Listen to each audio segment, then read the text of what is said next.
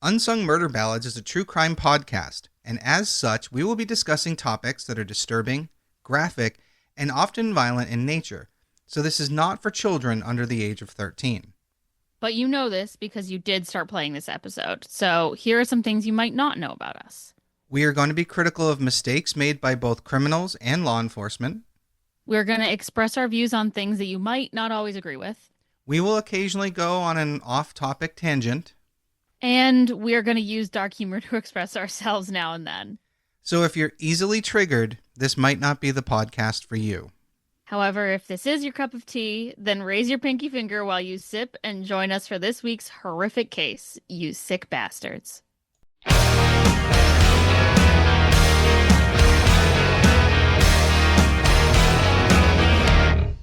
Hey everybody, welcome back to Unsung Murder Ballads. This is episode 151. I am Janus Dead. And I'm Joyous Dead.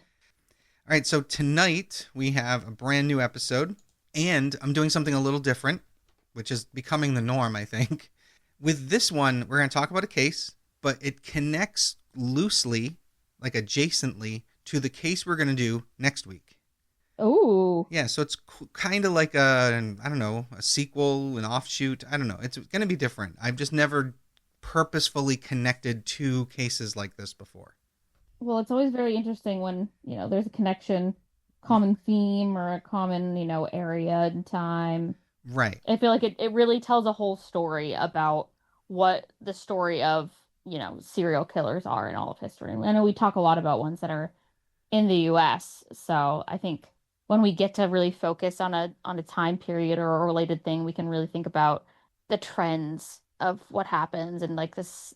I don't know. I think interesting things come when we have comparable things. Yeah, I agree. Because when you look back, for example, one thing that blows my mind is if you look back at a certain particular time, like you're saying, you have the Oklahoma City bombing, right?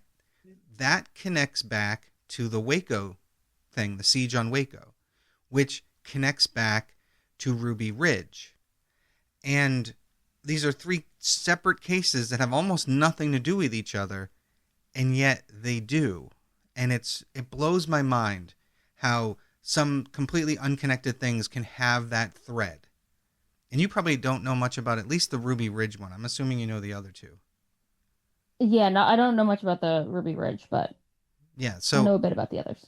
yeah, Ruby Ridge was a family who they were like living in, I think it was Montana, it might have been one of the Dakotas. We might cover it someday, but loosely, briefly, something happened and the FBI went in thinking they were more dangerous than they were, and a lot of people died. And that caused this kind of upheaval. And while this is going on, you have David Koresh down in Waco building his commune and his cult. And both of these things attracted the attention of Timothy McVeigh. And Timothy McVeigh, of course, went on to blow up a building in Oklahoma City. So Right. it's crazy how there's that thread that he was paying attention to these things and then he decided to take revenge on the government for these other two events. So this is sort of kind of like that. This is less obvious a thread, but anyway, we'll go from there. All right. Well, let's jump in, Janice. All right, so I have a question for you before we begin. This is like our teaser is my question here. When Okay. when you were a kid, did your parents ever take you to work with them? Oh, I feel like I have one memory of like I definitely went to work with my mom when she was working like a retail type job. I think I went once with my dad. I think there was a take your kid to the office day. Okay. Like one time, maybe. Okay, I can see that your father had at the time at least a job that didn't really allow for that as often, I would think. Right, right. And it was also like, I don't know, you have to take the kid out of school to do it. Right, right. Because it's obviously a weekday and like, I don't know, I was a little nerd. I probably didn't want to be taken out of school. Well, for me, I can remember sitting in an office where my father worked, where he worked on cars, basically doing my homework because he was taking us out, but he still had to work. So I had to sit there. Hmm. And it was even worse when he made me get in the car and like actually like help him. Like there was a time he put me up on the lift and made me like, because I'm tiny, so I had to like slide kind of halfway down the seat and press on the brake to help him bleed the brake line and stupid stuff. Yeah, Oh, exactly. I loved helping my mom because she worked in like a UPS type store, and Okay. she let me play with like the packing peanuts and the boxes, and I was happy. I was, yeah, but that's fun. Exactly. Yeah, she'd be like, "Okay, turn this like flat box into a big box," and one thing turns to another, and now I'm a packaging engineer. Right. And I'm laughing because for me, I was sitting there going, oh, I'm getting dirty at my dad's work. Because Yeah, yeah. everything in a mechanic's, like what I almost said office, garage is covered in like slime. I hate it. I hate it. Ew, yeah, that's a sensory nightmare. I would have been miserable. So at the heart of the case we're covering tonight are children who were dragged to their parents' jobs that unfortunately became collateral damage. Oh no. Yeah. So, trigger warning, this does involve the murder of children. So, luckily, this time around, not the sexual assault of children. So, just the murder, which is bad and worse, but not. It's weird. It's a different bad. Different kind of bad, but usually it's both. It's not usually just one, so I'll take it being Yeah, I agree. Usually it's just both. one. So, this is I'll the take case. it. Yeah, this is the case of the Las Cruces Bowling Alley Massacre. Oh God. Yeah, I remember hearing about this years ago and it kind of jumped back up on my radar recently and I was like, "Oh, it's time to do this." And then in my researching this one, it springboarded me to the next one we're going to do. So, it's interesting, but we'll get to that part. So, on February 10th, 1990, in Las Cruces, New Mexico, 12-year-old Melissa Rapace was hanging out at the La Cruces Bowl with her friend Amy Hauser. Now, Amy was 13 years old and worked in the bowling alley's daycare center. Okay, so that's something we're going to get to later. How basically a preteen is working. Period. Yeah, that's a little illegal. What Well, year are we in again? I already spaced it out. 1990. Okay, probably illegal. So Melissa's mom, Stephanie Senek, worked as the manager at the bowling alley, as Melissa's grandfather, Ron, actually owned the place. And I think that's how they're getting away with it. Right. And oh, there's definitely special rules for family businesses. Right. So one of her uncles also bartended there, so this is a full blown family business. Now the bowling alley didn't open until 9 a.m. and Stephanie was there a little early that day with the girls, her daughter Melissa and her friend Amy, to finish up the previous day's deposit to bring it to the bank. At the same time, the snack bar cook, a woman named Ida Holquin, is preparing food in the kitchen, or she's in the kitchen prepping for the day. She's not actually making food yet. So basically, this is a typical Saturday morning for this bowling alley. And that day, the La Cruces Youth Bowling League was typically there, and soon the place would be swarming with kids. So that's the day they're prepping for, which that sounds like a Mm-hmm. nightmare to me. I'm not gonna lie. Sounds like a good day of business, but not a day I'd want to be there. Yeah.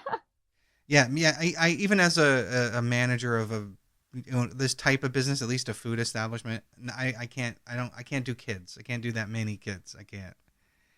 Is why I Yeah, don't easy have any. headache. Yeah, it's why I don't have any.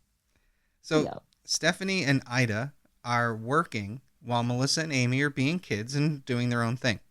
At some point between 8 and 8:20 a.m., Stephanie's brother Steve Stenek, he stopped by on his way to a class to pick up his backpack, and I'm assuming he had left it there the previous night or something, and he noticed a couple of odd things when he arrived. The first was that the doors to the bowling alley were left unlocked, which is not normal, obviously. And he noticed that there were two guys outside of the building walking through the east parking lot from around the back of the building towards the front of it. Hmm. He got a really good look at them. So, and he could see that, one of them was older than the other. And he was like, he actually saw the older of the two guys pass the younger one a case of some kind. So he Hmm. makes a mental note of these guys. Now later, because when I did this research, every report from this part of the story, at least initially, just gave like he was just giving people a physical description, but then later there's word of how they talked. So, and I may be confusing where police got that from, but I think it's from Steve here, but I could be wrong. But anyway, he makes mental note of these guys and he continues inside. He gets his backpack And he makes a point to stop in and say hi to Stephanie and tell her, hey, make sure that door's always locked. And, Mm-hmm. and then he leaves. So at this time, Melissa and Amy were hungry, and they had gone to the kitchen and asked Ida if she would make something for them to eat. But Ida tells them that she's busy and she really doesn't want to start cooking anything yet. So the girls return to Stephanie's office and they ask Stephanie for some quarters for the vending machines. And they are about to make the journey from the office to those machines when they are stopped by two men who entered the front door of the bowling alley. They start ordering the girls back to the office where Stephanie is, and the older man leads them there, while the younger man goes to the kitchen and grabs Ida and brings her to the office at gunpoint. While all this is happening, someone else walked into the bowling alley, but he wasn't alone. It's the bowling alley mechanic, a man named Steve Torrin, and he's there with his two little girls, his daughter Valerie, who is 2, and his stepdaughter Paula, who is 6 or 7, depending upon what source you're getting it from. These are like little kids. This sucks. Yeah, so at this point we have a 13-year-old Amy, who's the friend of the daughter of the manager of the bowling alley. You have 12-year-old Melissa, and you now have 6 or 7-year-old Paula and 2-year-old Valerie. So Steve, Paula, and Valerie are rounded up and forced into the office with Stephanie, Melissa, Amy, and Ida, and they are all huddled on the floor with their heads down. To steal what? Like the fucking $200 that's in the register? We'll get to all that, I promise. But then the men simply just start shooting. What? Yep, they just open fire. Melissa, the 12-year-old, heard gunshots and she was clutching her head as shots kept coming. Oh. Every single one of the 7 people in that office, 3 adults and 4 children, were shot in the back of their heads execution style. What the fuck is this? Senseless violence. Just literally senseless. Once the That's some of the worst shit, because it's like, man, exactly. I'm sure you'll tell me much more, but like, for what goddamn reason? I again, I don't want to, I can't give you all that yet. Yeah, I get it. You're teasing me and it's working. Once the shooting stops, the killers go to Stephanie's desk and they light her paperwork on fire before making their escape. Yeah, this feels like an act of hatred. Now, somehow, 12-year-old Melissa, who was shot at least 3 times, was still alive and conscious. Wow. She waited until it was quiet and that she thought the men were gone. Then, through the smoke and the terror and horror around her, she manages to gather up her courage and crawled to the phone and dialed 911 at 8:33 a.m. Oh. Now, this call is available to be listened to on YouTube and in documentaries, but it is brutal to listen to. And I'm just going to summarize it. Sounds painful. Yeah, I'm just going to summarize it because there's a lot of like back and forth with the dispatchers verifying things with her. So it's hard to listen to, and it goes on for like 5 or 6 minutes. So I've summarized it to the important parts. So once the dispatcher answers, Melissa's 12-year-old voice sounds much, much younger, and she tells them that they were shot and held up. Now, after verifying where she is, she said, quote, "We're all hurt. I think I'm the only one conscious," unquote. Damn. That's a big word for a 12-year-old. I guess. Like, I have to remind myself how old and young 12 is. You know what I mean? Because it is both old and young, but to like, I don't know, in a panic situation, I feel like, I don't know, I would expect him to be like, I'm the only one awake or something. I don't know. No, but maybe that's nitpicky, but that's what came to mind. No, but I agree with you. I mean, honestly listening to it, I'm impressed with how well she communicated. Because you're right, panicking, shock, it could have been anything. Right. And like I said, she sounds so much younger that even listening to it, you think the dispatcher's talking to like a 6-year-old. So the dispatcher asks how many people were hurt, and Melissa had to count the people one by one in the room with her. And for anyone that wasn't keeping track earlier, it was 7, including Melissa. And she tells the dispatcher, "It hurts, it hurts." Oh. Now, the dispatcher assures her that an ambulance and the police are on their way, and then they ask Melissa if she could describe the men. At this point, in my opinion, it sounded like the dispatcher was sort of asking her leading questions that allowed for Melissa to eventually say they were black men, but I can't really say. Hmm. But to me, it was sounded weird the way it happened. Now, Interesting. Now, Melissa then said, "Please hurry. There's a fire too, right on the desk. They're gonna burn us up." And when asked if the men were still there, she said, "I don't know. They put us in the office. I need a fire engine too. Please help me." And Oh. the dispatcher asked, "Can you smell smoke?" To which she answers, "I can see it. Please tell my mommy. It's gonna burn us right Oh. now. It's burning us. I've got bullets in my feet, bullets in my head." Oh. Fucking crazy. Yeah, that's awful. It's crazy that she has a bullet in her head and she can still do all of this. Well, it must have just grazed her, and you know what I mean? Like, because, I mean, we've seen Right. this And in happen. shock, you have no idea. Right. So then this 12-year You're old, right. We've seen some crazy shit. we really have, yes. And there's one case I can't wait to get to that's even crazy. Like, when you think about someone getting the way they get injured and survive, there's one case that's so fucking over the top. You're like, how is this not a science fiction movie? But, Right. Or has this not like Scream? right. So this 12-year-old who has been shot multiple times said something to the dispatcher about the men taking money, and then she gave the 911 operator instructions on how to get to the office once they entered the building. Now, police and firefighters arrived at the bowling alley within minutes of this call, and no one was really prepared for what they found, because one of the first responders from the police department actually told the media that when they first arrived, she thought it was a training exercise at first because it was so outside the norm. Like, oh, a robbery, a shooting, and a fire all at the bowling alley. She thought it was bullshit. Oh, wow. And Yeah, it's one of those truth is stranger than fiction. right, and she didn't realize how real it was until she saw one of the children laying on the floor. Ooh.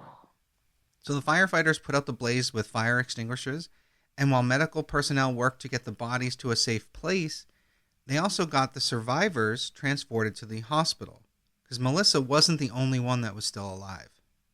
By 8:37 a.m., the whole scene was chaos. Everyone was walking all over one another while trying to get out of each other's way. It was Destroying the crime scene. right. It was almost like they forgot how to do their fucking jobs, It's so freaky how much they do that. right? Now, again, there's chemicals all over the place from the fire extinguishers. There's probably water all over some things, either from fire sprinklers, or what have you. So, yeah, this Mm-hmm. crime scene was 100% compromised. Yeah, I guess it was gonna be anyway if there was a fire that they had to put out.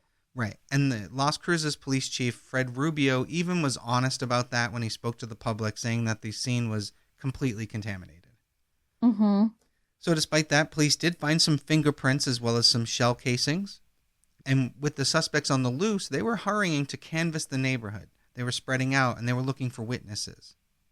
One of the first people they found was a man who said that he was across the street when he heard 6 or 7 gunshots, but didn't pay much attention to the noises until emergency vehicles showed up.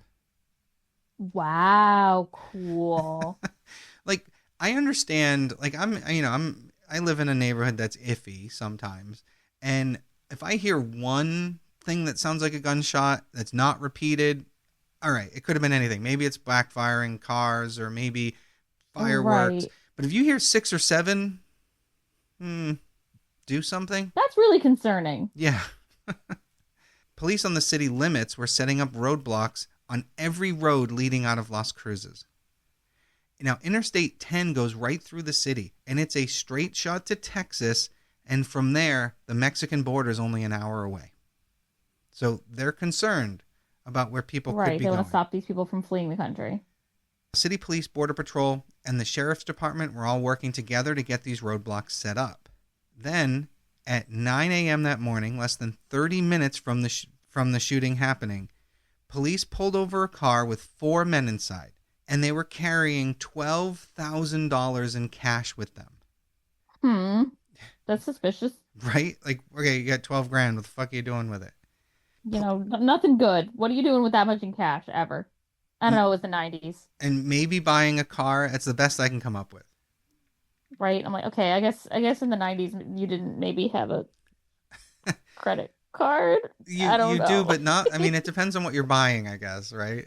Because if True. I'm buying a car from you for 12 grand, there's no way you can take a credit card from me in the 90s. Yeah, that's true. Okay. Yeah, Thanks for the time reality check. yeah. It's because even then you had, I think it was the beginning of debit cards. I think so. Yeah. Credit cards existed before debit cards? Oh yeah. Debit cards were not. I mean, relatively new invention.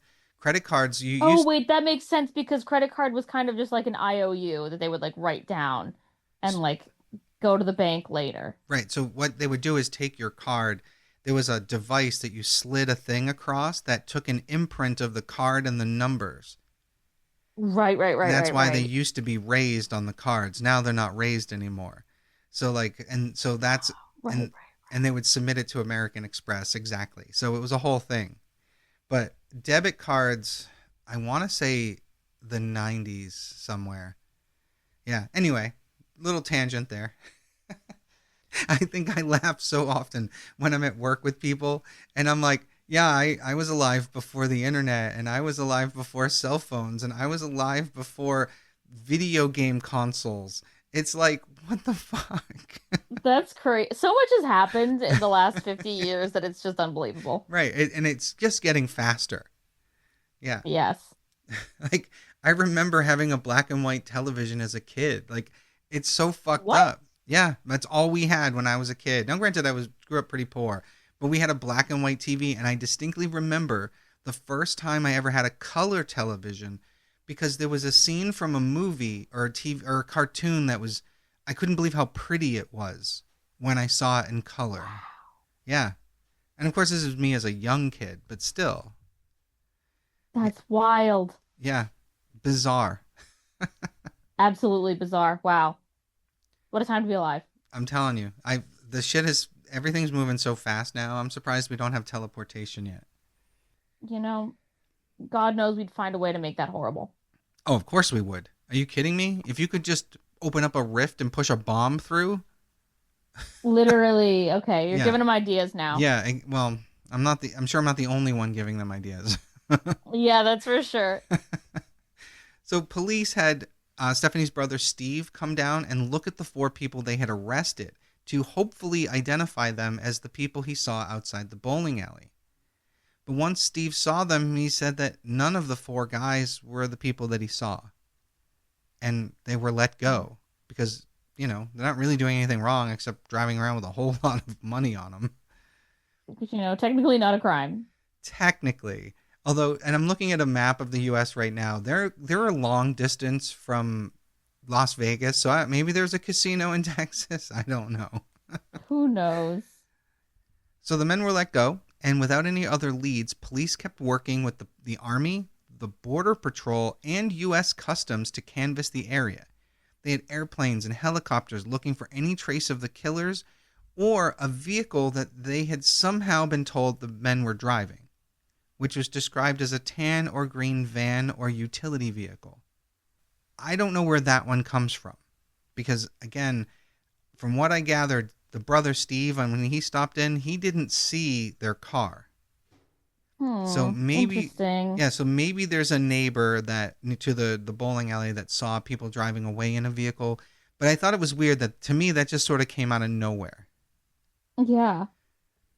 By 9:47 that morning, the police chief was on local news announcing that three of the people at the scene had died, and a fourth had died on the way to the hospital, and that the other three were in critical condition. 13-year-old Amy Hauser, the mechanic Steve Torin, and his 6 or 7-year-old stepdaughter Paula were all dead at the scene. Oh, Steve's 2-year-old daughter Valerie had died before arriving at the hospital, leaving Steve's oh wife as the only no. surviving family member. That's I fucked up. can't imagine. Oh, Just think about that for a second. You let your husband take your daughter and your daughter with him that you had with him to work that day because they're going to a bowling alley and let the girls have some fun, I guess. And Right. they're fucking killed. The You would never expect that. the It's guilt of it. unimaginable. The guilt. Holy fuck. Oh, it's so painful. Then another murder happened in Las Cruces the exact same day. And this forced police to divide their forces and focus on two crimes at the same time. So now they can't even That's crazy. Two right. in the same day. They can't even focus at this point. Exactly.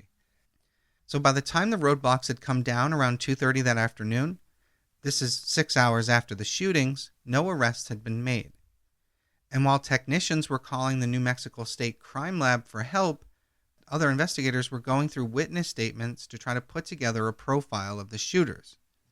Stephanie's brother Steve, with his description of the two guys that he saw, ends up being critical to their case. That makes sense. I mean, that's the only information they really have. Well, he described the two men as being Hispanic, so not black, with one appearing Hmm. exactly. And he listed one as looking older than like to be one to be in his 30s with textured hair, and the other one being larger, probably in his 50s or 60s. So at this point, they're able to do a sketch.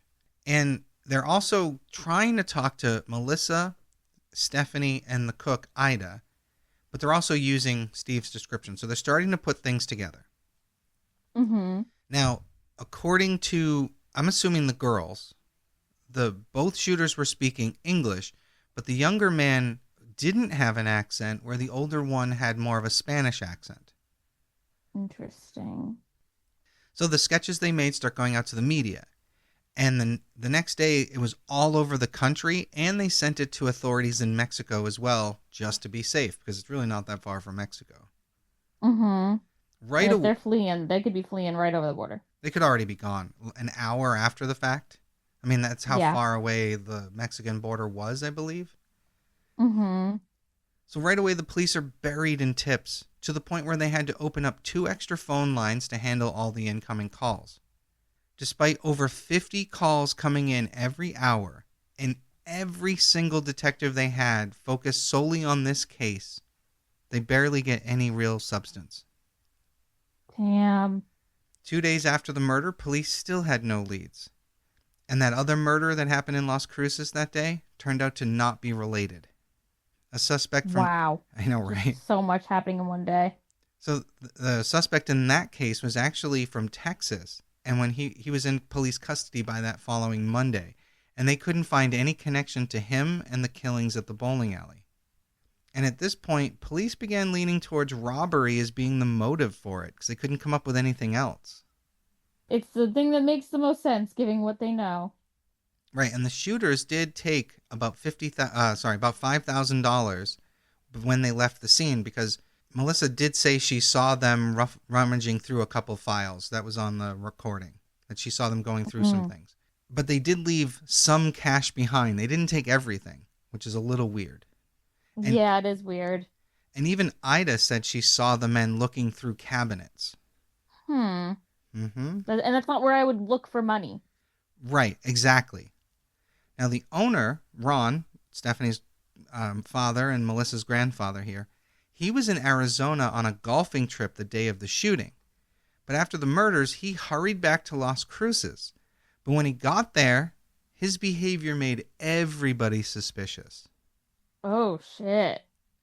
Less than a week after the shootings, while his daughter and granddaughter are still in the hospital recovering from their injuries, he reopened the bowling alley. What the fuck? Yep. He was very With matter what of. employees? Well, he has some employees. I mean, they weren't the only people that worked there, but he's probably doing it himself, let's be honest. Yeah. But he was very matter of fact and said, quote, "Life is for the living," unquote. That's a really fucking weird thing to say. Now, as you can imagine, Ron was all over the media with this reopening of the bowling alley.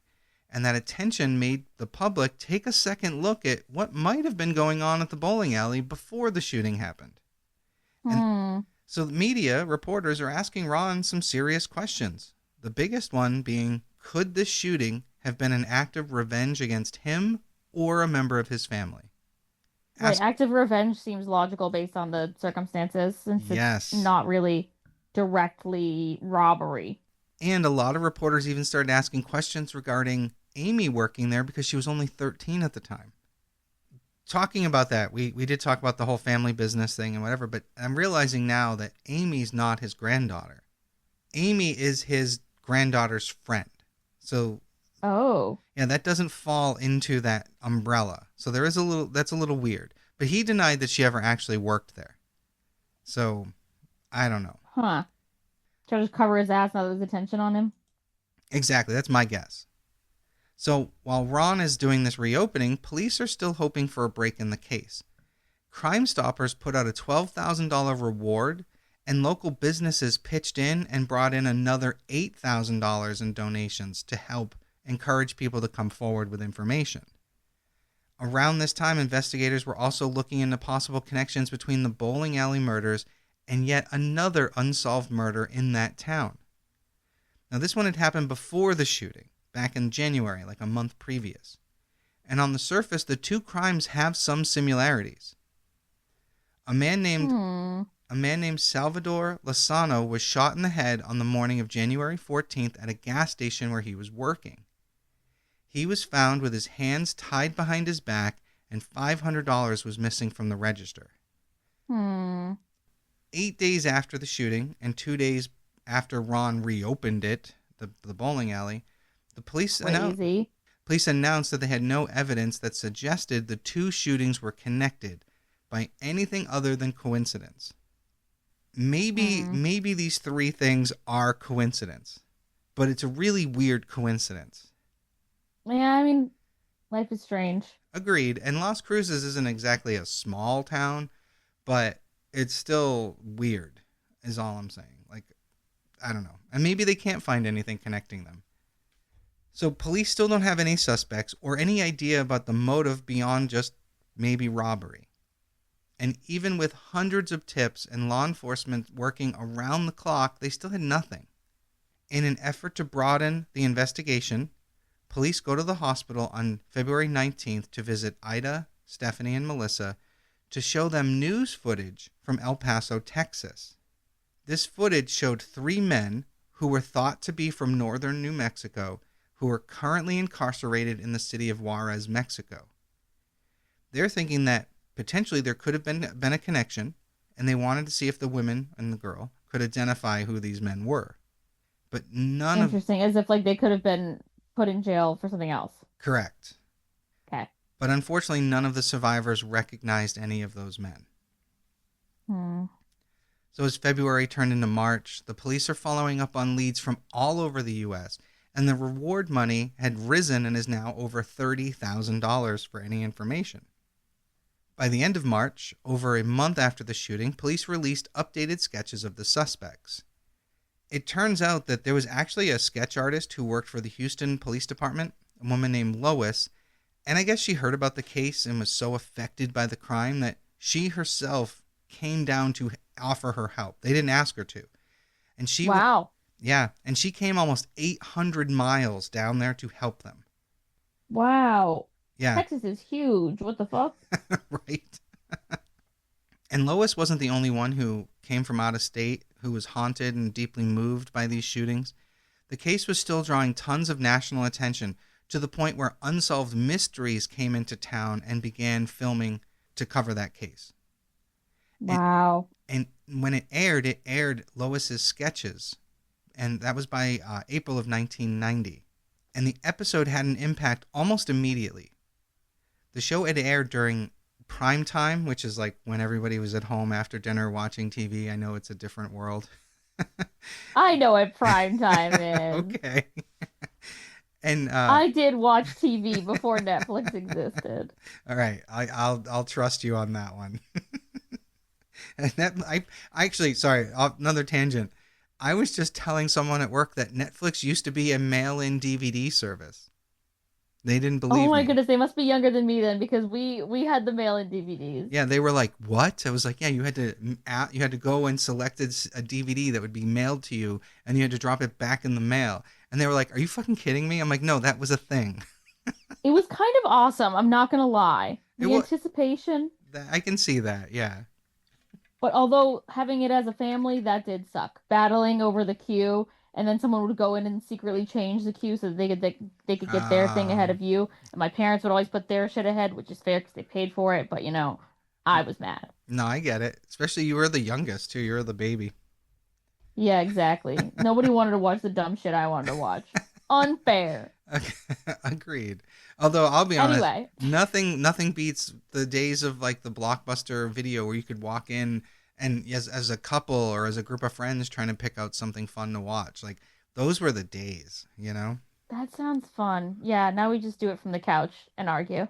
So and it's so funny, we're this tangent's just gonna keep going. I remember, and this is horrible, but whatever. There was a girl I had dated, and when we broke up, I had posted a photo of us on MySpace of all places. And after we broke up, I went and photoshopped Natalie Portman over her and then posted the photo again.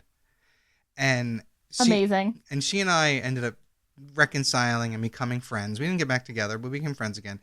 So years later, we're hanging out. We're just friends, but we decided to go pick out a movie to watch. And I picked one that had Natalie Portman in it. Oh, And I didn't really think about it. It just looked like a good movie. And she goes, "Oh, fuck that. I'm never watching anything with Natalie Portman again." oh, she remembered. Oops. Oh, man. I'm sorry to Natalie Portman for ruining a fan for you. She's got plenty of other ones. She does. She's amazing. Okay, so like I said, that aired during prime time on Wednesday, April 25th, and created national interest. By Friday, police had fielded over 300 new calls from all over the U.S., and unfortunately, just as their hopes were rising, they once again fell because no arrests came of this, no suspects were named. It just, meh, you know? Yeah. By 1991, This sucks. it Please does. tell me this isn't unsolved. We'll get there. Um, Then in 1991, 10 months after the shots rang out from the bowling alley, an unexpected transaction brought up new questions about some old theories. oh, interesting. On January 4th, 1991, the Las Cruces Bowl was sold at auction. Hmm. The bowling alley had been foreclosed on because Ron was bankrupt. And I imagine people didn't really like the vibe there anymore. I'm sorry, if I heard someone was murdered and then 6 days later it was open, other than the weird, dark, morbid curiosity, I wouldn't go there. Yeah, that's just fucking cursed. Yeah. Well, it turned out Ron had almost $2 million in debt and multiple mortgages related to the business. As soon as news of the sale, yeah, Interesting. as soon as the news of the sale went public, people started to wonder if Ron's debt had something to do with the shootings. It's a good question to ask. Amy Hauser's mother, Gloria, actually showed up at the auction and she held a sign that read, quote, "Non-payment may have cost 4 lives. Justice?" Unquote. Yeah. Ooh. Now, for his part, Ron was adamant that the attack had nothing to do with revenge targeting him or his family. But at this point, I don't really trust the guy. No, I'm sure he says that. He actually blamed the media for spreading that theory around. Yeah, all right. Now, his behavior, again, doesn't paint him in the best light because Ron and the La Cruces police have 2 different versions of what happened immediately following the shooting. Huh. That doesn't sound right to me. According to He Ron, wasn't even there. right, but the days after is really what I should have said. I shouldn't have used the word immediately. I apologize. Okay. According to Ron, in interviews that he gave, he said that he was at the police station every single day from February 10th to the 16th being cooperative. According to the police, though, Ron didn't come to the station like he claimed, and beyond that, whenever they wanted to talk to him, they had to, hunt him down. So, yeah. I don't like the sound of this. Ron told the El Paso Times in February of 91 that he took a polygraph back in the previous fall, and that he was tired of being the number one suspect, not treated like a suspect, but as the suspect. Wah, wah, wah, wah. Well, the interesting thing is the police never named a suspect. Ron's the only one out there claiming that, Oh, that's incredibly sus, bro. right? A month later, in March of 91, about 3 hours north of Rio Rancho, New Mexico, a man named James Chapman was murdered while he was working as a custodian at the Ideal Lanes bowling alley. Not what the fuck? Yep. Another bowling alley An- killing. Another bowling alley. And that second one used to be owned by Ron back in 1985 before he went bankrupt with that one. Why does this guy keep getting into the bowling alley business? That's a good question.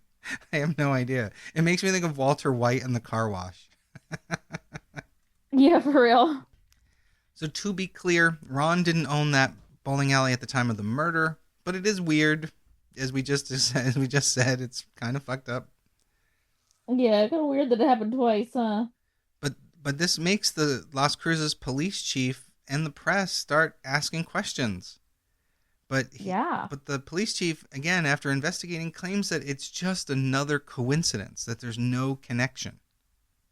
Which again is possible. We see all sorts of shit. I know, but it's so hard to not think that there's a thread here. Right. And without evidence, this is all it is a theory. So what can I say? Yeah. So even if people didn't like how Ron was acting, or if things look suspicious towards him, the police can't do anything about him yet. There's just nothing they can do. Right. If there's no evidence, you can't just be like, vibes are off. Exactly. Arrest. Now, police were continued to investigate, and in December of 91, in Austin, Texas, there was a horrific crime with striking similarities. Hmm. This one took place in a yogurt shop, and this is the case I will be covering next week as our sort of offshoot sequel. Oh. So we're not going to talk too much about that one right now. We're going to save that for next week. That is generally called the yogurt shop murders as well. Just like this one's the bowling murders, this one's the yogurt shop murders. Yeah. So, and that one's brutal. I'm not going to lie. So be prepared. Oh. All right. Well, I'll prepare myself. But back then, police were saying there was no connection between the bowling alley and the yogurt shop. So again, I just think it's weird that so many similar crimes are happening. But, Yeah. But unfortunately, the years kept passing, and America's Most Wanted did a segment in 1995, the 5-year anniversary, and the impact was pretty much the same as when Unsolved Mysteries did it. New attention, some new tips, but fading interest. In August of 1999, the shooting claimed its 5th victim all those years later when Stephanie Semick, Melissa's mother, died from complications related to her injuries. Oh. 10, Awful. 10 years after Stephanie's death in 2009, a filmmaker named Charlie Min announced that he was working on a documentary about the shooting. Now, his film was called A Nightmare in Las Cruces, and it premiered in 2011 and had some new insights from former detectives and others who were close to the case. One of the things that came out was the fact that one of the first responders at the scene that day, who was a former detective named Rose, she claims she talked to someone, a confidential informant, about a woman that said she harbored 2 gunmen after that shooting. What? Yeah, don't ask me how they didn't act on this. That's insane. Yeah, so here we are, all these years later, and according to Rose, when police went to talk to Irma seemed to be intoxicated or on some kind of narcotic. So maybe they didn't take her serious. But this woman confirmed that the gunman had stayed at her place, and had also told police that the motive behind the whole thing was drugs, and that the shooters knew that there was a hidden stash in that bowling alley. With that said, this does fit with the reports of them looking through cabinets for other things besides money, why they may have left some money behind. Now, according to that documentary, A Nightmare in Las Cruces, there were some rumors around town that the bowling alley was involved with the distribution of cocaine. It's plausible. It starts to make more sense. And I go back to, I made the joke about Breaking Bad and the car wash with Walter White, but here we are. So Right. that I mean, the kind of businesses that lots of different people come in come and go, regularly, and it doesn't look weird. and it's heavy cash, Heavy cash, yeah. especially in the 90s. Yep. So that documentary also mentions Ron's other son, who was named RJ. He was the bartender at the Las Cruces Bowl, and according to witnesses, RJ had substance use issues related to cocaine. Okay. And it was further rumored that RJ was doing drug transactions in the business, like he used it as his front, as we just said. Yeah, Now I believe it. he was interviewed by police, but they didn't really do anything with him, and unfortunately, he died in 1997. Ugh. So as of now, it's been 35 years, and this crime remains unsolved. Fuck, dude. I'm sorry. I hate it when they're unsolved. That I know. sucks. I don't like unsolved ones either, but this one was too good not to do. So It certainly is an interesting case with some some brutal shit. some brutal shit, really awful thing to happen, really senseless. I mean, Right. And the I guess we fact don't know if they necessarily even found drugs, right? Like, we do have we no even idea. know how much would have been stashed there? We have no idea. All we We have know no is fucking clue. whatever it was worth killing a 2-year-old, a 6 or 7-year-old, and a 13-year-old, as well as the potentially of killing everybody else in that room. Right. They definitely tried to kill everybody who was They there. definitely did. Yes, they thought they did. Yeah. Yeah. And I mean, thank God they were dumb in that way that there were at Yeah, least some survivors. but absolutely fucking crazy. Just awful. Fuck these people. Yeah, and the fact that they're still not caught really pisses me off. It really pisses me off. I mean, there's I know. unfortunately when it's a case that cold, we don't even know if those people are still alive with the kind of lifestyle they were leaving. That's true. That's 100% true. I felt so bad when you asked. You're like, please don't tell me this is unsolved. And I almost laughed. I was like, oh my God. I could kind of tell from the way you said you were like, "Oh, I'll tell you We'll later." I was get like, "Oh, there. I fucking know it, Yeah, because normally I'll be like, bitch." spoiler alert. Yeah. Exactly, exactly. No, I was trying to hold off, but it's, sometimes you got to do the unsolved ones, I guess. It's true because those victims deserve to be spoken of and Yes. deserve not to be forgotten. And, And these and crimes do matter just as much as the solved ones. agreed. And with that said, if any of our listeners do know anything about the Las Cruces Bowling Alley Massacre, you can call the Crime Stoppers tip line anonymously by calling 1-800-222-8477 or by visiting their website at nmcrimestoppers.org. I kept that in at the Good to very know. end. Yeah, kept that in at the very end. Normally we don't do that, but I figured it was something we could do with this unsolved case here. So Anything we can do. If any chance anyone listening knows anything, then we right. can at least point them in the right direction so they don't just sit on it. There have been a few podcasts that have actually helped solve cases. So, not that I think we'll be one of them, but hey, wouldn't that be interesting? It would be really awesome if we could Yeah, have that positive impact. That would rock. exactly. So, like I said, next week we're going to be covering the yogurt shop murders. So, that'll be fun. Kinda. It's brutal. So, I shouldn't use I'll that mentally word. prepare myself. Yes, it's a rough one. So, but thank you everyone for joining us tonight. Once again, I am Janus Dead.